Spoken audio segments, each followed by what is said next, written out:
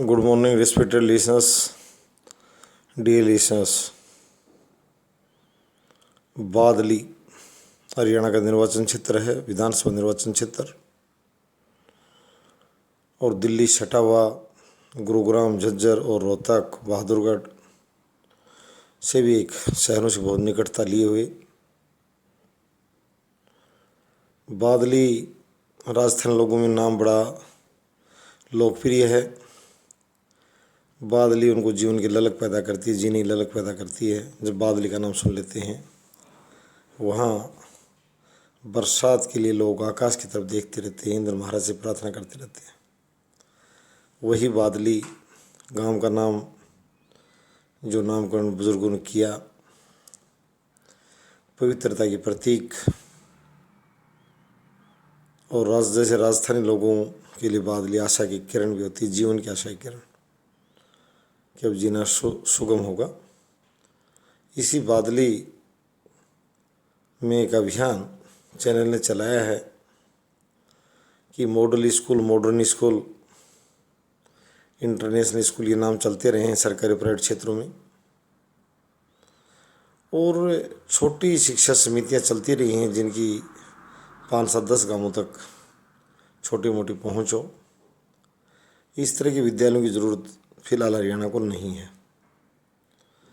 हरियाणा एक global residential hub बनने जा रहा है, देश की मॉडर्न कैपिटल बनने जा रही है, और भी मैं कहूँ तो सिंगापुर और जापान जैसी टेक्नोलॉजीज़ की यहाँ ज़रूरत पड़ेगी। हिंदुस्तान के सभी प्रदेशों से लोग यहाँ बसने के लिए आ रहे हैं और आने का क्रम जारी है।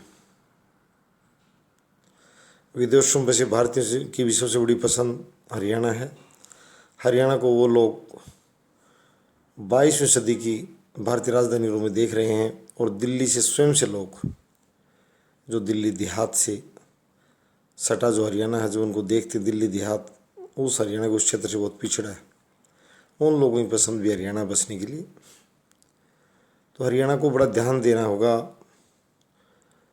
शिक्षा, स्वास्थ्य, सुरक्षा और सड़क, शुद्ध पानी और शुद्ध हवा, इन 6 बातों पर हरियाणा सरकार को पूर्ण रूप से फोकस करना होगा। धन की आवक की कोई कमी नहीं है, इनकम की हरियाणा सरकार के पास। आमदनी वाला हरियाणा बहुत ऊंची छलांग लगा रहा है, और राजस्थान जैसे प्रचुर खनिज संपदा वाला राज्य, 8 गुना बड़ा क्षेत्रफल वाला राज्य, उससे भी आगे निकल रहा है और उत्तर प्रदेश से मुकाबला कर रहा है। यानी हरियाणा की जब इकोनॉमी बात की जाए तो कहीं थोड़े बहुत उत्तर प्रदेश और महाराष्ट्र के करीब ठहरता है। बहुत ऊंची आमद वाला राज्य है। इसमें सबसे पहले मैं सुरक्षित बालिका शिक्षा पर बात करूँगा। जो लोग कई करोड़ों की फ्लैटें खरीद कर जब यहाँ पहुँच रहे हैं, तो ये भी एक हमारे यहाँ सबसे बड़ी इज्जतदार बात। हमारे यहाँ जो ये बादली क्षेत्र, जो ओल्ड रोहतक का क्षेत्र है, दयानंद सरस्वती जी का गढ़ रहा। आर्य समाज का सबसे अधिक प्रभाव उत्तर भारत में कहीं रहा तो रोहतक में रहा है, आर्य समाज का मठ। और ठीक कहा था, बालिकाओं को महिलाओं द्वारा शिक्षा और महिलाओं द्वारा प्रबंधित शिक्षा समिति, सामाजिक महिलाओं द्वारा, किसी उद्योगपति के इशारों पर काम करने वाली महिलाएं नहीं, किसी राजनेता के इशारों पर काम करने वाली कामकाजी यानी कि वर्किंग क्लास महिलाएं नहीं, जो उनके नौकर के रूप में काम करें, नहीं। पूर्ण आज़ादी और समाज की नेतृत्व के रूप में एक पवित्र संस्था का निर्माण, जहाँ पहुंचकर बालिका अपने घर से ज़्यादा सुरक्षित महसूस करें, ज़्यादा शक्तिशाली महसूस करें, और शिक्षा के मामले में ख्याति इसकी वैश्विक स्तर पहुँचे। ग्लोबल छोड़ो, हमारे तो ये दिल्ली ही बहुत बड़ा केंद्र है जहाँ बालिकाओं को शिक्षा की आवश्यकता है। खुद हमारा हरियाणा है, गुड़गांव भी फिलहाल, गुरुग्राम बहुत बड़ा शहर में तब्दील हो चुका है। ये माना जाता है गुड़गांव की सराउंडिंग में 60 लाख के आसपास फ्लैटें हैं, इससे आप सोच सकते हैं। तो बादली में इस विश्वविद्यालय के लिए, इस बालिका विद्यालय के लिए, बालिका विश्वविद्यालय की बातें बहुत देर से शुरू होंगी, अभी नहीं करनी हमें। Birla girls school, Birla public girls school और मैं वनस्थली एजुकेशन, दोनों संस्थाओं को आधार मानकर ये कह रहा हूँ कि वैसा ही पहले में सिर्फ ही एक पब्लिक स्कूल यानी excellence school, public school for girls, उसके ऊपर फोकस करना है। Girls women universities, girls universities, colleges की बातें बाद में आएंगी।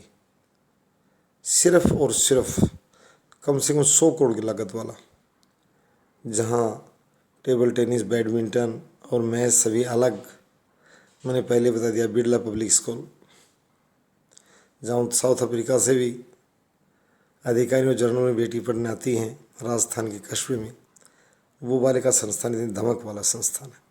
उसी संस्थान की तर्ज पर हॉर्स राइडिंग करती नन्ही बालिकाएं दिखाई दें और complete development, moral, educational, physical, मैं ये साझा करूँगा। तो इस संस्था के लिए भूमिका तैयार हो चुकी है। इसके लिए मैं यही कहूँगा कि जितने भी नेता हैं वो सभी बड़ी सरल सी भाषा में वो इसके लिए प्रयास तेज कर दें। बादली उसी के साथ खड़ा होगा देर सवेर, जो इस संस्था के निर्माण के लिए पहल करेगा। वो किसी भी दल से संबंधित नेता हो, किसी समुदाय से संबंधित हो, अंतिम लक्ष्य हमारे संस्थान को और उसी व्यक्ति को सपोर्ट करना। पीढ़ी दर पीढ़ी, एक दिन के लिए पीढ़ी दर पीढ़ी वो अपना एक इतिहास लिख पाएगा। सभी सामुदायिक और समाज और बादली जनता भी इसको एक आवाज़ बनाए। फोटो पर वोट नहीं, वोट मिलेंगे इस बालिका शिक्षा संस्थान के नाम पर। इसके लिए जो अपना दमखम दिखाएगा वो बिल्कुल आगे प्रयास तेज कर दें। किसी दल से संबंधित और किसी समुदाय से संबंधित नेता हूँ, एक्सीलेंस स्कूल फॉर गर्ल्स और बादली की जनता भी को आवाज़ बनाए कि भाई ये काम करो और अपने यहाँ से अपना निर्वाचन सुनिश्चित करें। फिर एक रोल मॉडलिंग बनेगा हरियाणा के अन्य विधानसभा क्षेत्रों में। और मैंने पता हरियाणा ही पॉलिटिकल और ग्लोबल इकोनॉमिकल कई तरह से और स्पोर्ट्स के मामले देश को दिशा देनी है हरियाणा को। तो यहाँ से शुरू हो इस एक्सीलेंस स्कूल फॉर गर्ल्स की थोड़ी चर्चा कर ली जाए। चैनल ने पहले कह दिया कि सहयोग के लिए तैयार है, और कोई ये कहे नेता भी कि भाई उसी को बना दो जो बना रहा है, तो चिंता करने की जरूरत नहीं है, तैयार बैठे बनाने वाले। पहले मौका इनको दे दो जो अलग अलग फ़ोटो लेकर आपके पास पहुँच रहे हैं, इनको बिल्कुल दीजिए। यदि कोई नहीं बना पा रहा तो बिल्कुल हम तैयार खड़े, हमारे पास प्रत्याशी भी हैं।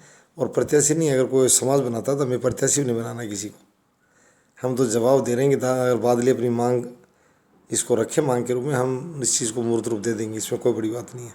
पर पहले जितने भी आपके दीपेंद्र, भूपेंद्र, ओम प्रकाश, संजय और वत्स, जितने भी भाई अरविंद जो हैं यहाँ की इस नगरी के रखवाले, एक बार इनको आजमा लीजिए। पहले मामला इनके हाथ में है, और जब ये भाई हाथ खड़े कर दे तो हमें बता देना, फिर हम मैदान में आ जाएंगे आपके लिए, सेवा के लिए। इसको बात नहीं है।